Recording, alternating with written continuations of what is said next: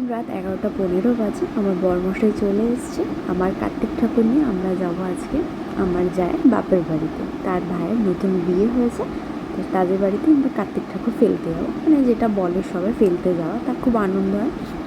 যাওয়ার মাঝপথে 3টে গাড়ি ছিল, সেই 3টে গাড়িতে 6টা কার্তিক ঠাকুর ছিল, খুব সুন্দর সুন্দর।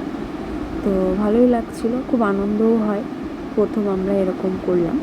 তো আমার যখন প্রথম বিয়ের বছরে 5টা কার্তিক পড়েছিল আমার বাড়িতে। তা তার বন্ধু, আমার বরের বন্ধুরা দিয়ে গেছিলো, আমার দেওর দিয়েছিলো, আমার যা একটা আমাকে দিয়েছিলো। তো খুব মজা হয়। তা আজকে আমার খুব মনে পড়ে গেল সেই দিনের কথা। তা আমরা চলে এসেছি প্রায় তার বাড়ির সামনে। বেশ ঠান্ডা ঠান্ডা ওয়েদারের মধ্যে চলে এসেছি।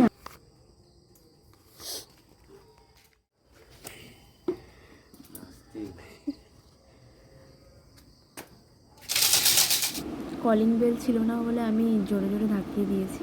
তা আমরা ভেবেছিলাম চলে যাব, তা আমরা যাইনি আর। আমরা বাড়ির সামনেই ছিলাম। তা এখন ওরা উঠে গেছে, ওরা গেছে। আমি কোলে তুলে দাও, জোগাড় দাও, জোগাড় দাও।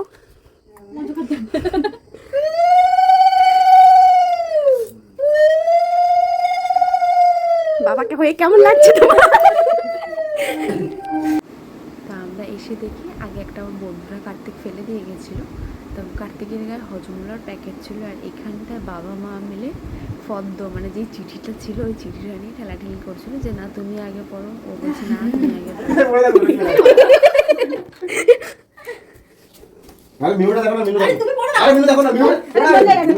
জোরে জোরে পড়ো।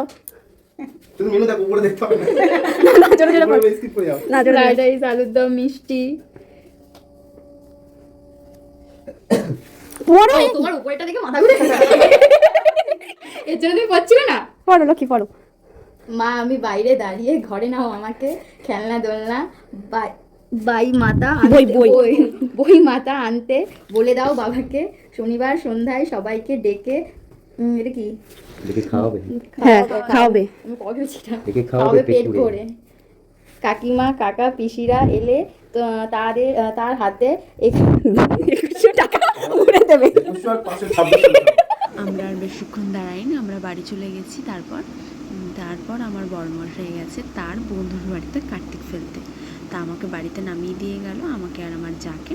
তা ভিডিওটা ভালো লাগলে অবশ্যই সবাই লাইক কমেন্ট আর শেয়ার করে